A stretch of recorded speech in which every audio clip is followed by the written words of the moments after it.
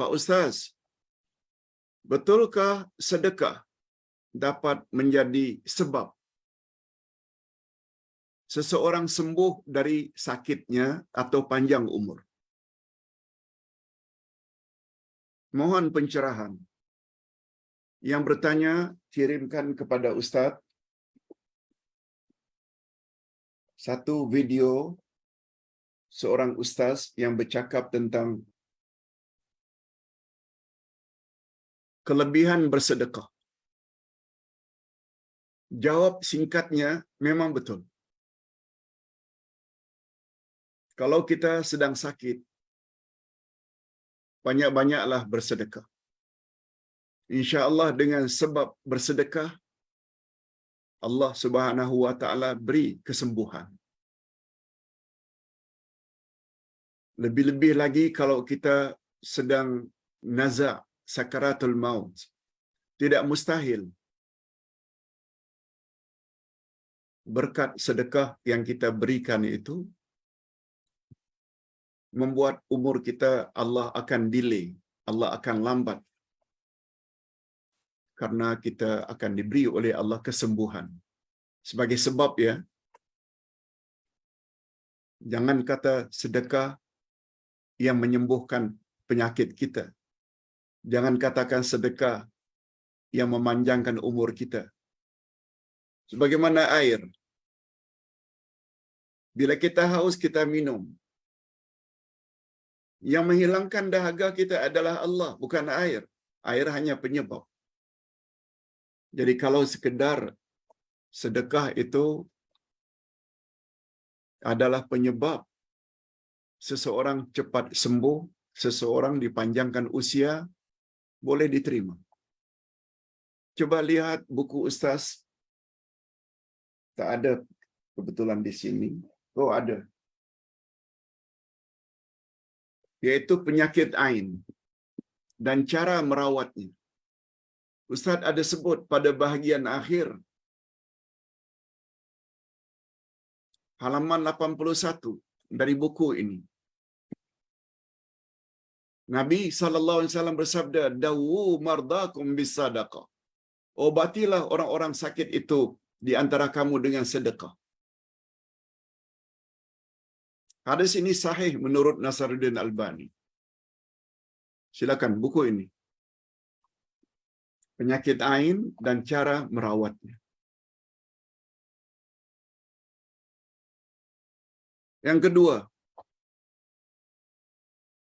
Pak Ustaz, saya sangat ingin puasa Tasu'a.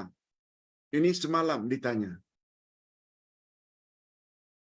Dan juga ingin keesokan harinya, yaitu hari Jumat ini, untuk puasa Ashura. Saya sudah niat, malah sudah berbuka. Tapi karena saya mengalami penyakit 3 serangkai, kan ada 3 serangkai,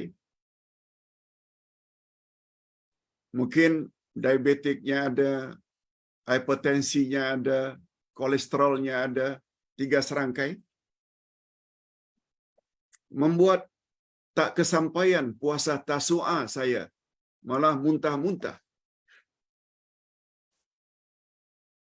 Lalu saya pun berbuka, Pak Ustaz. Dan esok saya ingin coba lagi untuk puasa Ashura, yaitu hari ini. Hadirin dan hadirat, puasa Tasu'a dan Ashura hanya sunat. Memanglah fadilatnya besar. Tapi kalau kita sakit, sebaiknya jangan puasa. Tetapi bila puasa ini sudah jadi amalan tetap kita setiap tahun, insya-Allah kita akan dapat juga ganjarannya. Sebagaimana sabda Nabi, bila amalan-amalan sunat dilakukan oleh seorang secara istiqamah, dia tak pernah tinggalkan, maka dia akan mendapat ganjaran yang sama ketika dia sakit dan ketika dia musafir. Itu kelebihan bila kita istiqamah melakukan amal-amal sunat. Jangan paksa. Puasa wajib saja boleh kita berbuka, apalagi puasa sunat. Apalagi Allah berfirman pada penghujung surat Al-Baqarah, la yukallifullahu nafsan illa wus'aha. Allah tidak beratkan manusia kecuali apa yang dia termampu. Dan terakhir, mungkin ada pertanyaan lain yang Ustaz tak perasan, tapi cukuplah hari ini 3 saja. Apalagi hari ini Jumaat, ditambah pula kita semua sedang berpuasa. Apalagi Ustaz nanti jam 5.30 ada kelas lagi. Sedangkan tak boleh minum. Apa dia soalan yang ketiga? Pak Ustaz, ada hadis jika kita dapat ujian melalui anak perempuan. Jika kita dapat ujian melalui anak perempuan, lalu kita sabar melayannya dengan baik, niscaya anak-anak perempuan tersebut akan menjadi penghalang kita daripada siksaan Allah pada hari kiamat.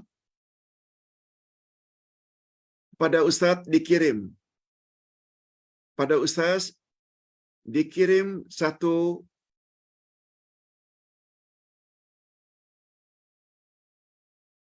posting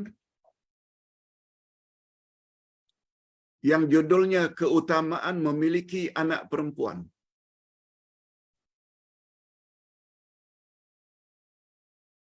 Hadis ini hadis sahih riwayat Imam Bukhari dan Imam Muslim. Coba dengar, ibu-ibu dan bapak-bapak sekalian, khasnya yang memiliki anak perempuan. Nabi SAW bersabda, barang siapa yang diberi cobaan sesuatu karena anak-anak perempuan, lalu ia berbuat baik kepada mereka, maka anak-anak perempuan tersebut akan menjadi penghalang untuknya dari siksaan neraka.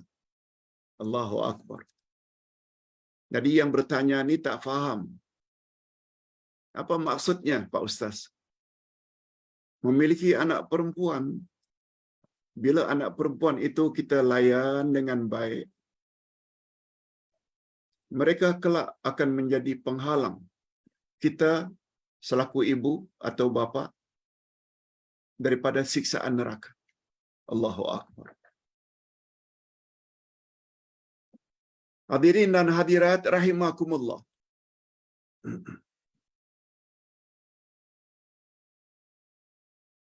Kita barangkali tidak dapat mengambil kesimpulan atau susah mengambil kesimpulan dari hadis tersebut kalau kita tidak tahu asbabul wurud. Apa makna asbabul wurud? Asbabul wurud sama dengan asbabun nuzul. Bila peristiwa-peristiwa tertentu maka turunlah ayat Quran, itu namanya asbabun nuzul. Seperti pertanyaan Yahudi kepada baginda Rasul, unsub lana rabbak, sebut kepada kami wahai Muhammad salasilah keturunan Tuhanmu. Siapa ibu bapa, siapa anak-anaknya? Sempena pertanyaan Yahudi itu, turun surat Al-Ikhlas. Qul huwallahu ahad. Katakan kepada yang bertanya, Allah itu Esa. Dia tempat meminta, dia tak beranak dan tidak diperanakan. Itu namanya peristiwa itu asbabun nuzul.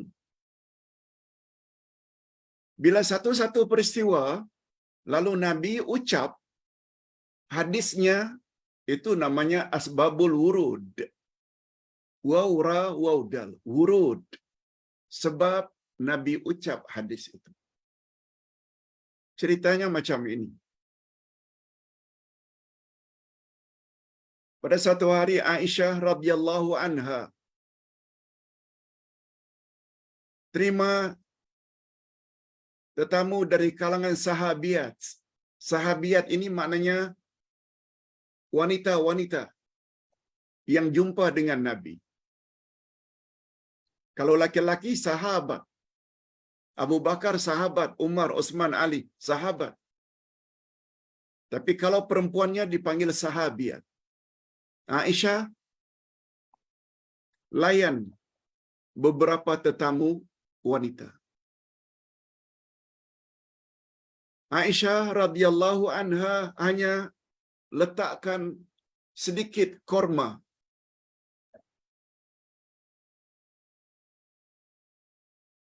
Bukan macam kita hidangkan tetamu dengan hidangan yang banyak. Tapi rumah Rasulullah sallallahu alaihi wasallam ala kadarnya saja. Lalu yang dihidangkan itu beberapa biji korma. Sehingga masing-masing dapat 1 biji korma setiap tetamu tadi. Di antara tetamu itu ada perempuan yang bawa 2 orang anaknya. 2 orang anak perempuannya yang masih kecil.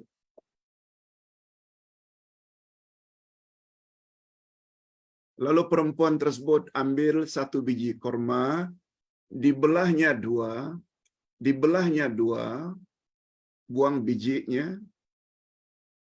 Sebelah untuk anak perempuan yang 1 dan sebelah lagi untuk anak perempuannya yang 1.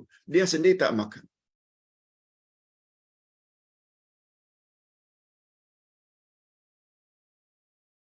Aisyah radhiyallahu anha begitu kagum dengan sikap wanita tersebut yang sangat sayang pada anak perempuannya. Sanggup dia tak makan. Asalkan sebiji korma itu dibelah 2, dibagi masing-masing sebelah-sebelah.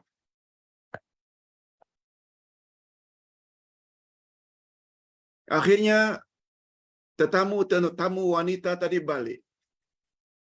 Waktu itu Rasulullah tak ada di rumah. Rasulullah tidak ada di rumah.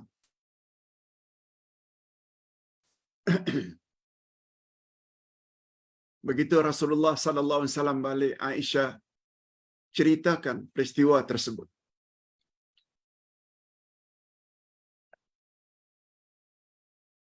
Ya Rasulullah, tadi saya menerima beberapa orang sahabiat. Ada di antaranya yang bawa 2 orang anak kecil. Yang saya hidangkan itu beberapa biji korma. Lalu ibu yang punya 2 anak itu ambil 1 biji. Bukan untuk dia. Karena korma tidak banyak.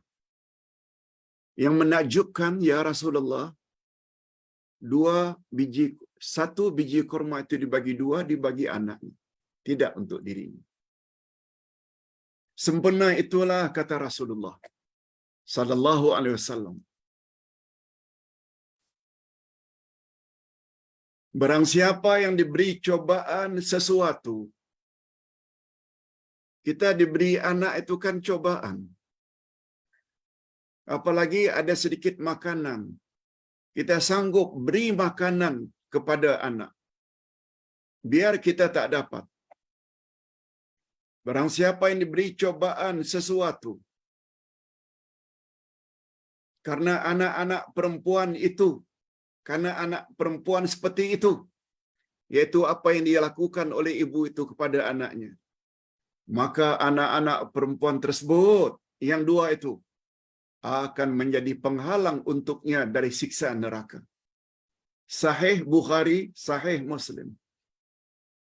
Itu sebabnya bapa-bapa dan ibu-ibu, bila ada anak, tak kiralah laki-laki ke perempuan ke, yang kadang-kadang kita diuji dengan tingkah lakunya, tentang ininya, tentang itunya. Lalu kita tabah menghadapinya. Kita layan dengan baik. Kalau perlu kita support kekurangan anak. Bagi pandangan Ustaz, bukan hanya terbatas anak perempuan. anak laki-laki juga. Andai kata ibu bapa punya perasaan seperti itu, sanggup tolong mereka, mereka kelak akan menjadi penghalang ibu bapa daripada neraka Allah, siksaan Allah. Mudah-mudahan kita termasuk ke dalam golongan seperti wanita tadi. Amin ya rabbal alamin. Ustaz kira cukup.